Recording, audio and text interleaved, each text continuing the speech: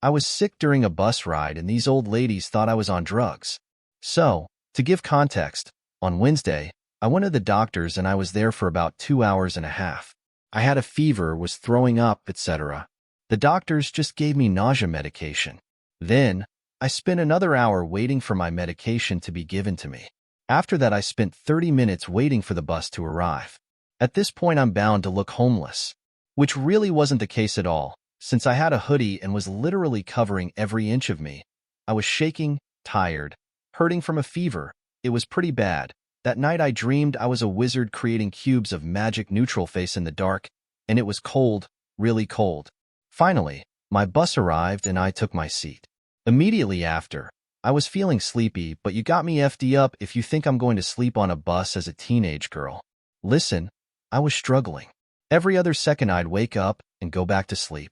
I never slept longer than 3 seconds. Anyways, this is where the actual story begins. During one of my wake-ups, this lady was leaning over to me. I couldn't see her face because I was wearing a hoodie. Since she was so close to me, I quickly grabbed my bag and lifted my hoodie. I thought she wanted to sit next to me because there were no other spaces. However, I saw that she quickly rushed to the back. I just shrugged it off, but then I started to hear them talking about me. For context, I'm Hispanic. I speak and write Spanish, but I look white. Let's call these two 1 and 2. 1 being 2's friend, and 2 being the lady I looked at. 1 asks 2 if I looked at her, to which she responds that I did and she could tell I was on drugs. Mind you, they are speaking Spanish. Yo, when I tell you I had to physically hold my head in place to not snap and look at them, it's an understatement. However, I was tired, running high on a fever, etc. So, I just texted my friends about these ladies as they continued to talk amongst one another about me. They kinda started talking more quietly at some point, so I couldn't hear anymore. By some freaking miracle, 1 got off at the same stop I did.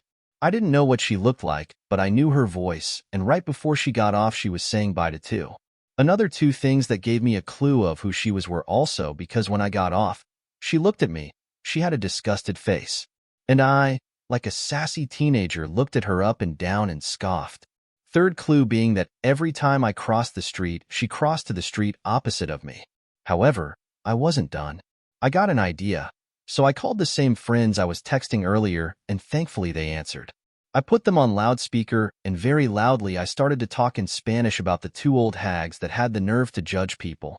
I knew the lady heard because I wasn't being quiet at all, and I know she doesn't mind her own business.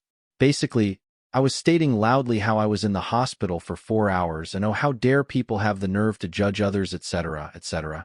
Midway through this, I crossed the street to be in front of her and I basically started tearing her up on the phone. Not really, I'm not that mean, but I could tell she felt guilty cause she stopped crossing the street.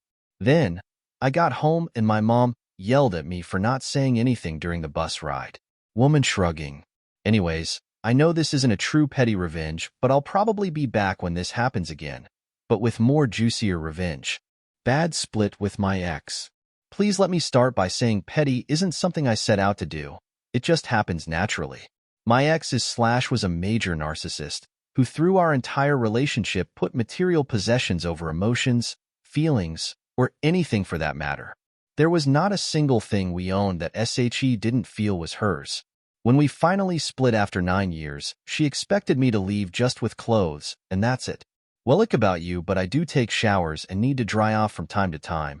So I took 3 towels with me.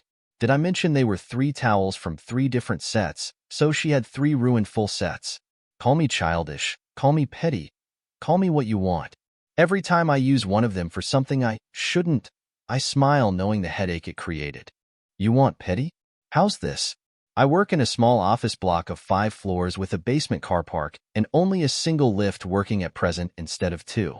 I'm on the 2nd floor and a few desks away from me works an older guy who I will call Dickhead.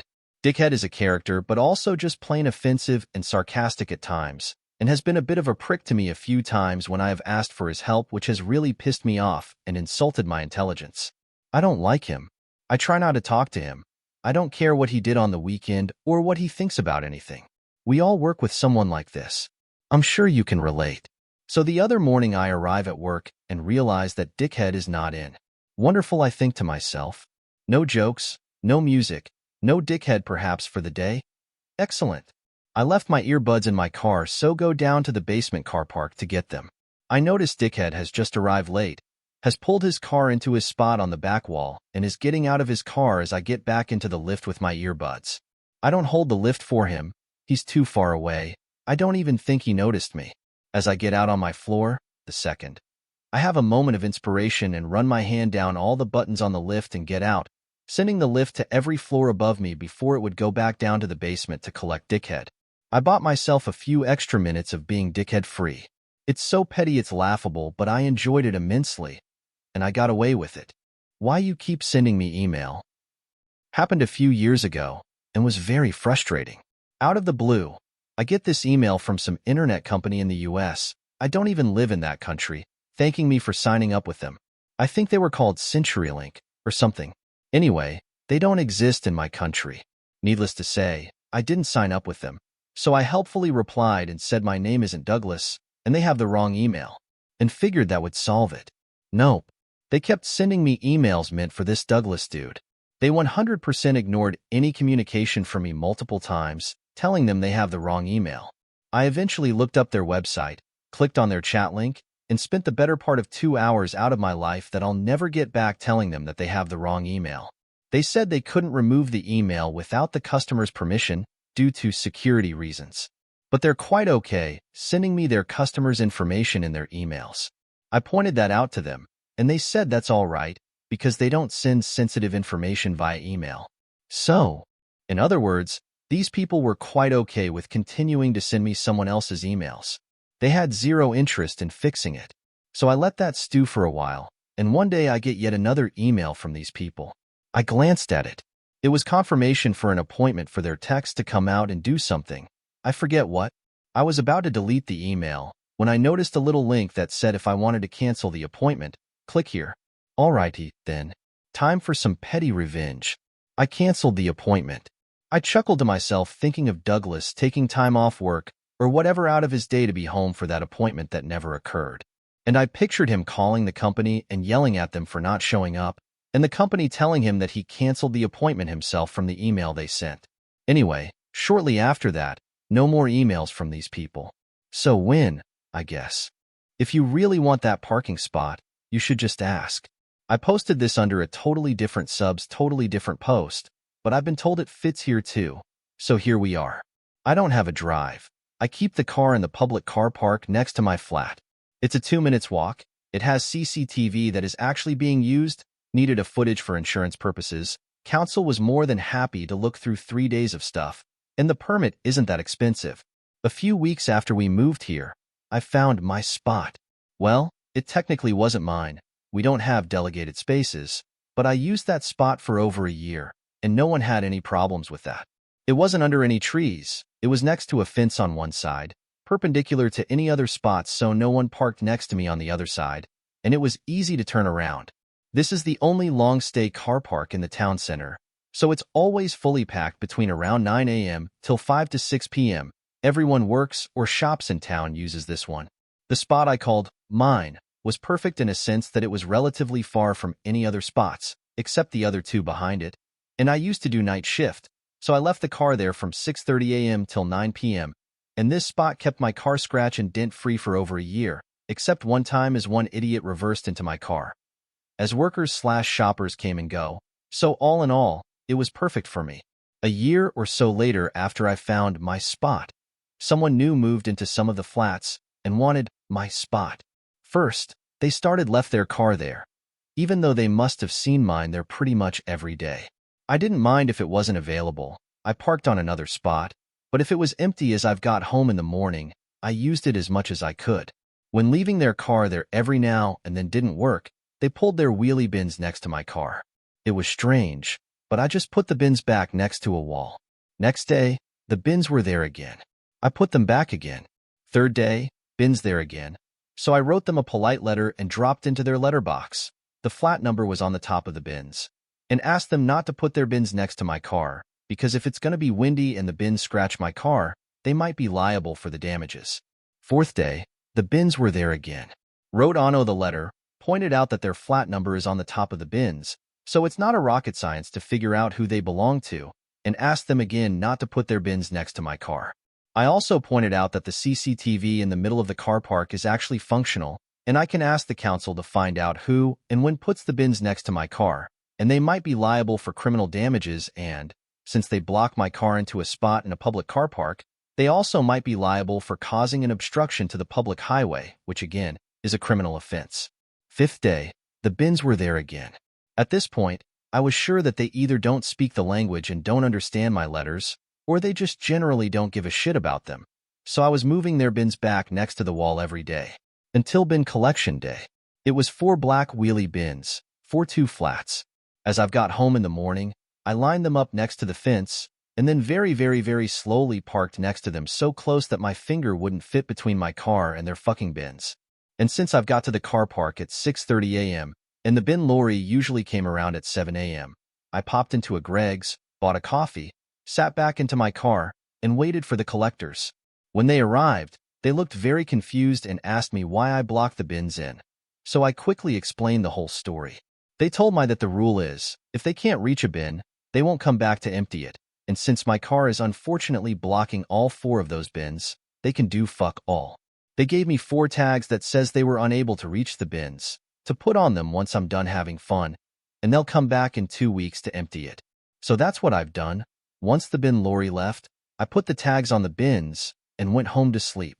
Their bins, with all the shit in it, were there for the rest of the day until I left at 9 p.m., but miraculously, weren't there the next morning I've got home.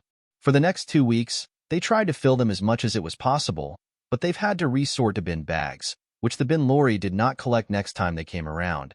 Just left a note on the bins that they can only collect what's in the bins, but as an extra, they put all the bin bags in the wheelies for shits and giggles.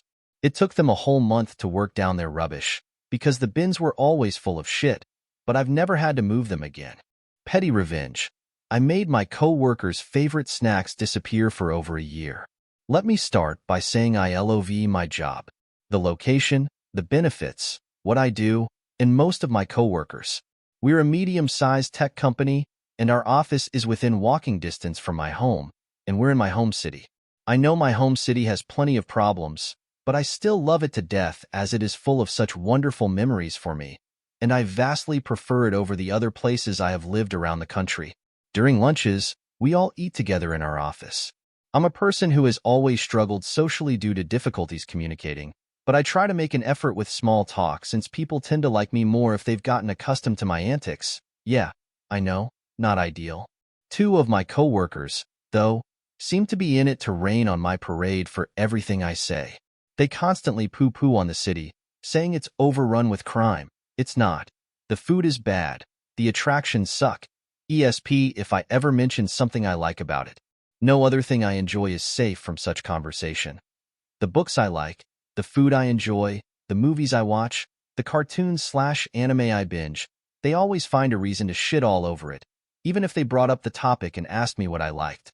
In their eyes, the books are bad, the food makes me snobby, the moves are garbage, the cartoons/anime are immature, even when some of them are insanely popular things. One of them also will walk up whenever I'm telling a story and just loudly interrupt to ask a question to whomever I'm talking to. I'm definitely not good when it comes to interruption and am working on improving my control, but this is just to an extent that I find rude. If I did that to someone, I'd hope they call me out on it, but I'm too cowardly to do so since I'm all too aware of how many social faux pas I commit on a daily basis. The other one has expressed some political-ish views that I find gross. They thought that if someone was stealing food from a convenience store, they should be sent to jail for years, and if someone breaks into a car, it should be okay for the police to shoot at them. I know crime, incarceration, and police brutality are controversial issues, but geez. In case anyone is wondering about cultural context, this is in America and we are all non-white men under 35, 2 of us with immigrant parents, and the third, the one with the political views, has a work visa. So none of this is anything I can really do much about to make it stop, at least not without causing myself to lose a lot more in the process. So I've started resorting to subtle sabotage and mindfuckery to get some payback at these co-workers to make myself feel better. Our office is across the street from a grocery store where we buy snacks 2x a week. Whenever we do so, 3 to 5 of us go and get snacks for the whole office. I've noticed that these two coworkers enjoyed some snacks that no one else seemed to care about, a specific kind of jerky and a fancy cheese spread. About a year ago, whenever I was on one of these grocery runs, I'd wait until they grabbed their preferred snacks and put them in the cart. Then when no one was looking, I'd throw them back onto the shelves. I know that these two coworkers often mentally go to another dimension when I start talking, so I'll start droning about some BS topic that I don't care about, so they'll tune me out. Then poof, the jerky and cheese are gone. If I'm not doing the grocery run, I'll wait until they get back and the rest of us are helping put the snacks in the office fridge/cabinets. Then I'll find ways to make the snacks disappear. Sometimes I'll just tuck them away and eat them before anyone else gets a chance. Sometimes I'll give them to the office on the floor below as a gift. Sometimes if I'm working late until the office cleaning people arrive, I'll give it to them while striking up a conversation. Literally anything to ensure that those two coworkers don't get their snacks. They've definitely noticed the absence, but I'm subtle enough that they haven't figured out it's me. To leave some false breadcrumbs away from myself, I've made it so that sometimes when I'm one of the people shopping for groceries, but they are not, their snacks arrive safely. Neither one thinks a person is doing it. At first, they just keep rationalizing it different ways each time, but over time they started losing their minds a little over it and keep getting bummed that they can't enjoy their snacks. This has been going on for just over a year, with their specific snacks disappearing about 75% of the time. I know I'm a shit person for this, but it's my perfect little revenge for these coworkers who also inconvenience me in such a harmless yet hurtful way. Property lines can be fun. Years ago, I moved next door to a very competitive Type A finance guy. He was a dick. My wife and I purchased the worst house in the best neighborhood. I am somewhat handy and planned a complete renovation/addition. After a few years of small improvements, we decided to invest about $250,000 with an addition and complete facelift. I had the property surveyed, got the elevations from an architect, did site work, and completed the transformation. The house fit into the neighborhood and surrounding houses perfectly, basically improved/increased all property values. During the transformation, all the neighbors would stop by with compliments. Our 4 kids were all way outside and we got along with everyone, even the competitive neighbor and his family. The last part of the master plan I had in mind was the landscaping. Early on a Saturday morning, my friend/builder went to a wholesale nursery and picked up about 25 somewhat mature plantings, including rhododendron plants. These were as big as you could buy, transport, and install. We worked all weekend. I put 6 in a row along the front yard property line of competitive neighbor. Monday morning, I get a call at my office from said neighbor complaining that the plants were on his property. They were not, and I explained the survey I had done for the addition, etc. He wasn't having it, and we went back and forth for a couple weeks. Finally, as he was fuming to his wife, my wife heard about it, so I called the surveyor. We talked and he said he'd take a look when he could fit it into his schedule. I thanked him and asked him to put orange stakes along the property line if I was right and to give me a call if I am wrong. Needless to say, neighbor had been complaining to all the other neighbors about what I had done. Anyway, fast forward about 2 weeks later on a Friday. I'm taking a right into my street and I see about 10 bright orange, painted 2-inch square stakes up my property line to the left of the beautiful plants. At this point, Mr. Neighbor has complained about me at his fancy country club, and many in my small town heard about the situation. I found this out later. Anyway, I didn't say anything until he came over asking me when I was going to take the stakes down. Those stakes stayed up for about 9 or 10 months, just long enough for everyone in the neighborhood, and all the people who went his parties to ask him why they were there. My wife and I also went to some of his gatherings, and he was kissing my ass and asking when I was going to remove them. I always responded with a smile, "Oh, when I get around to it."